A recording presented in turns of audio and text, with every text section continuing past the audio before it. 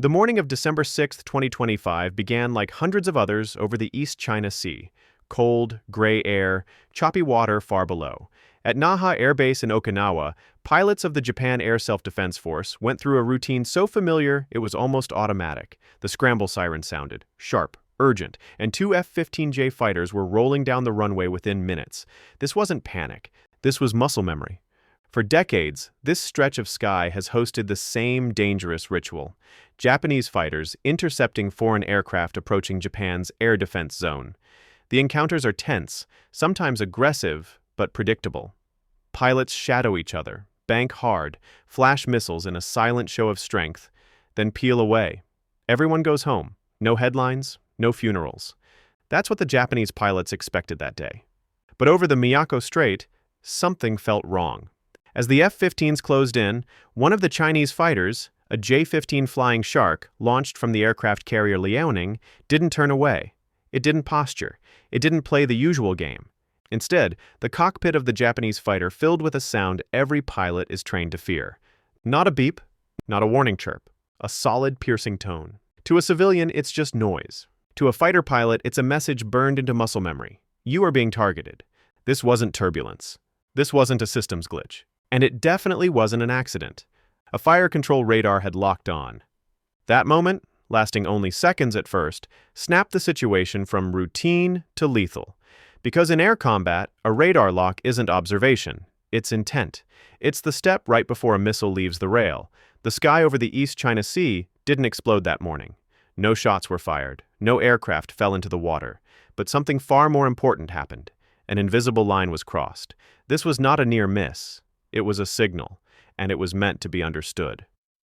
2. The incident. From routine. Intercept to hostile act.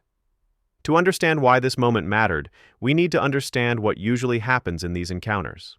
Every day, military aircraft approach Air Defense Identification Zones, or ADIZs. These zones aren't national borders, they're early warning buffers.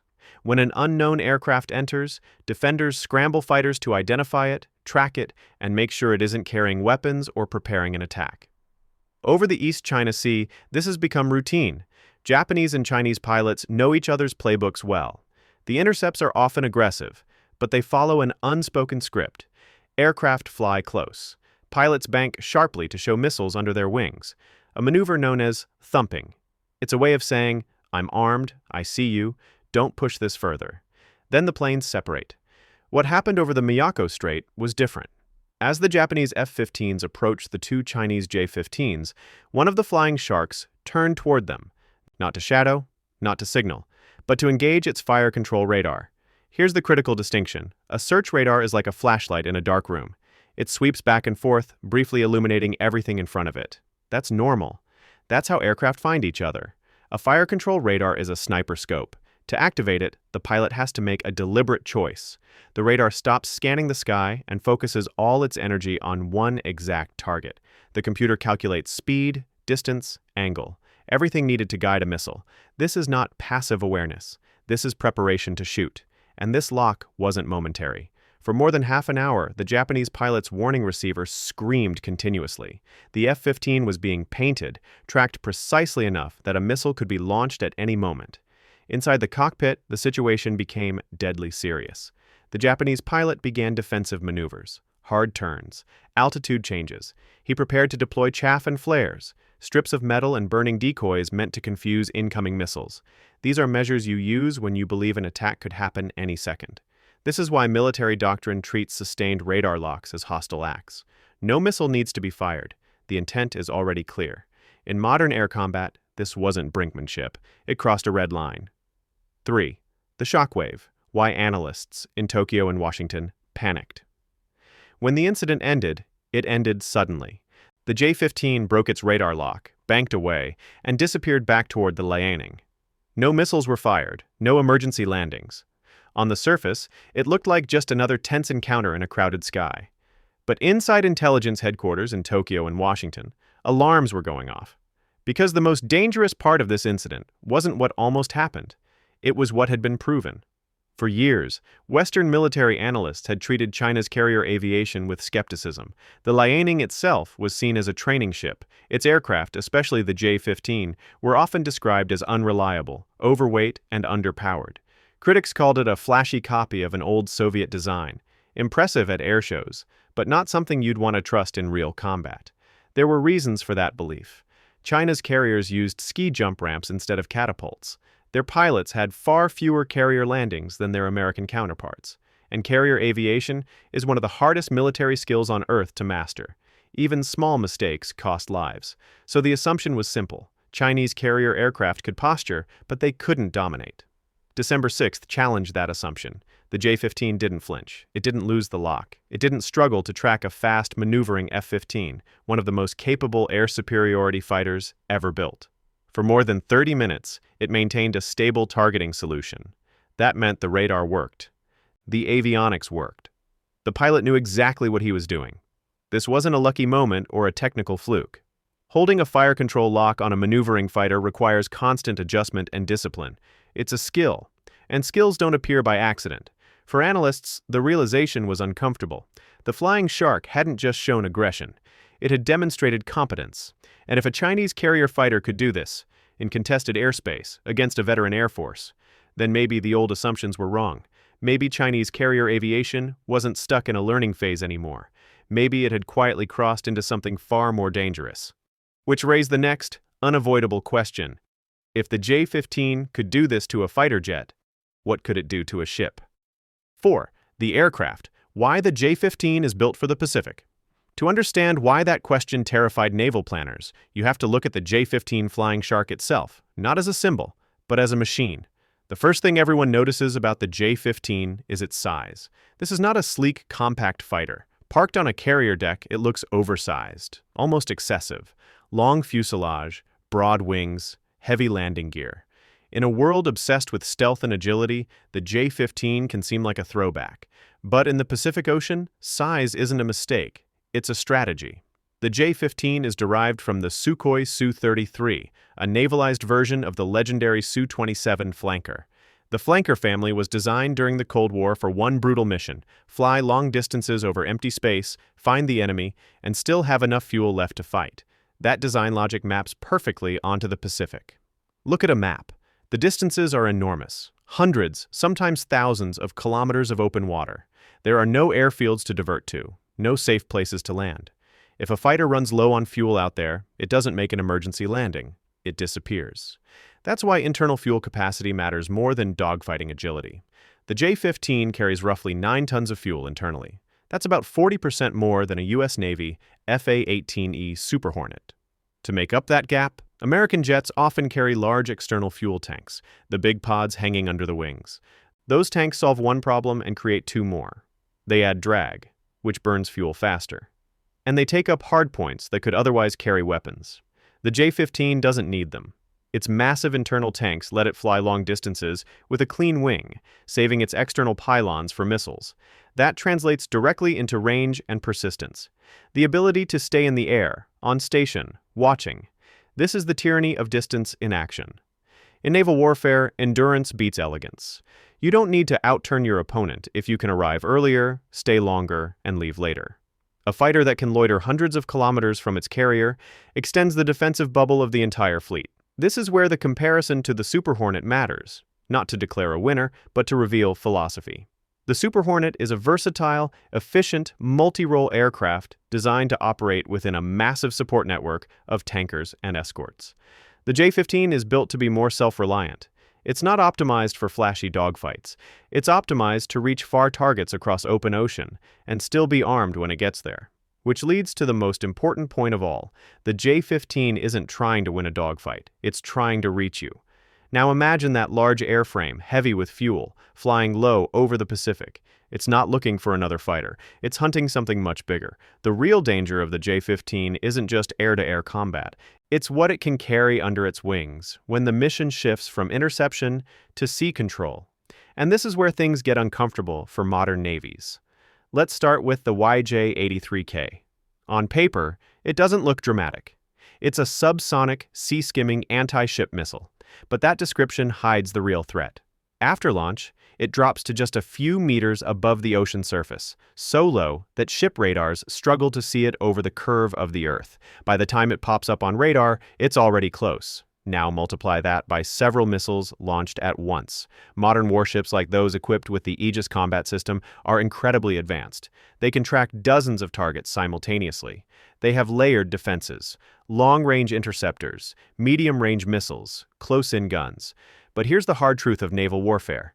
Defense is finite. Attack can be multiplied. A saturation strike doesn't rely on one perfect missile. It relies on numbers and timing. Some missiles come in high, others skim low. Some approach from the front, others from the flank. The goal isn't elegance, it's overload. Then there's the YJ-91. This one changes the psychological equation.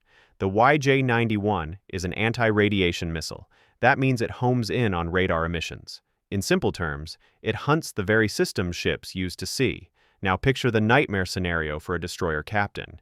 If your radar stays on, you're visible, and the YJ-91 has something to lock onto. If you turn your radar off, you're blind, and sea-skimming missiles can slip closer before you detect them. It's a cruel dilemma. See and be targeted. Hide and be vulnerable. And modern doctrine makes it worse. Missiles today can be data-linked. They can share targeting information mid-flight. They can stagger arrival times to stretch defenses thin. A mixed-profile attack, some anti-radiation missiles, some sea skimmers, forces ships to fight on multiple layers at once. The math becomes brutal. Even a 90% interception rate sounds impressive, until 10 missiles are incoming. That's the truth naval planners understand. Modern naval defense is not about stopping a missile. It's about surviving too many. And when analysts saw the J-15 holding that radar lock on December 6th, they weren't just thinking about fighter engagements. They were thinking about what happens when that same aircraft launches from a carrier deck. Not alone, but in groups. Each one carrying the teeth of a coordinated strike. Because if the J-15 can reach you, it doesn't need to dogfight. It just needs to arrive with company. 6. The limitation. The ski jump that held China. Back up to this point, the J-15 sounds terrifying. But for years, there was a hard limit that kept it from fully becoming the threat it was designed to be. That limit wasn't technology, it was physics. China's early aircraft carriers, Liaoning and Shandong, use a ski jump ramp instead of catapults. Visually, it looks simple. The jet races forward, hits the upward curve, and launches into the air. But here's the problem. A ski jump doesn't add energy. It only redirects the speed the aircraft already has. That creates a brutal trade-off every single time a J-15 takes off. Weight versus fuel versus weapons. Think of it like trying to ride a bicycle up a ramp. If you're carrying a heavy backpack, you can't pedal fast enough to make the jump safely. So you remove something, water, books, gear, until the bike can clear the ramp. Carrier aviation works the same way. A J-15 launching from a ski jump cannot take off at its maximum weight. Something has to be left behind. Either less fuel, shorter range, fewer missiles, weaker strike, or both. There is no magic solution. It's zero-sum. This limitation shaped how Chinese carrier aviation was used in real life. Missions leaned defensive. Aircraft stayed closer to the carrier. Strike profiles were conservative. The flying shark had teeth, but it couldn't bite as far or as hard as its design allowed. That's why many Western analysts stayed calm. Yes, the J-15 looked intimidating. Yes, it had range and payload on paper. But without catapults, it was constrained. A heavyweight fighter forced to fight like a middleweight. And for a while, that assumption held, which is why what came next mattered so much. Because China didn't try to tweak the ski jump. It replaced the entire system. And when that happened, the trade-offs disappeared. 7. The breakthrough. Fujian, catapults, and the unleashed J-15B. For years, the ski jump kept the J-15 on a leash. Then came Type 003, the aircraft carrier Fujian. At first glance, it looks like a bigger Chinese carrier. Flatter deck, cleaner lines, more modern island structure. But the real change isn't what you see, it's what you don't. The Fujian uses EMALS, electromagnetic aircraft launch system, catapults. And catapults change everything. Unlike a ski jump, a catapult doesn't rely only on the aircraft's own engine power. It adds energy. It physically throws the aircraft down the deck and into the sky at precisely calculated speed. That means the aircraft can launch at full takeoff weight, no compromise, full fuel, full weapons, maximum range. Think back to the bicycle analogy. Instead of pedaling up a ramp with a heavy backpack, now someone gives you a powerful push forward. Suddenly, you can carry everything. For carrier aviation, that difference is revolutionary. With EMALS, launch speed is adjustable. Lighter aircraft don't get overstressed. Heavier aircraft don't struggle. It also allows for launching heavier support aircraft, like airborne early warning planes, which dramatically expand radar coverage and fleet coordination. In simple terms, catapults don't just improve fighters, they improve the entire carrier ecosystem. And alongside Fujian comes the upgraded J-15B. This isn't a cosmetic update. The J-15B reportedly includes reinforced nose gear built specifically for catapult launches, AESA radar, offering stronger tracking, resistance to jamming, and multi-target capability integration with modern long-range missiles like the PL-15, giving it serious beyond-visual range reach. Now imagine that December 6th radar lock, but with newer sensors, better data fusion, and longer-range missiles. What was once impressive becomes sharper, faster, more precise. And here's the hinge of the entire story. Under the ski jump system, the J-15's full potential was theoretical. Under catapults, it becomes operational. The Pacific equation changes, because now a Chinese carrier air wing can launch fighters with full fuel for deep-range patrols, heavy anti-ship loads, long-range air-to-air missiles, networked targeting. The leash is gone. And when analysts in Washington and Tokyo look at Fujian, they don't just see a new ship. They see a system finally aligned with its aircraft. Which brings us back to that cold morning over the East China Sea. Because December 6th may not have been an accident, it may have been a preview. 8. Conclusion. Denial, deterrence, and a new naval reality step back from the aircraft, the carriers, and the missiles. And look at the strategy underneath. China isn't trying to recreate American naval dominance. It's not chasing global patrols or permanent carrier presence in every ocean. It's playing a different game. The core idea is denial, not dominance. In military terms, this is called A2AD, anti-access, area denial. The goal isn't to control the sea everywhere. The goal is to make specific regions so dangerous that an opponent hesitates to enter at all. That's where the J-15 fits. It doesn't need to sink an aircraft carrier to change the outcome of a conflict. It just needs to raise the risk high enough that commanders start asking uncomfortable questions. What if we lose a destroyer?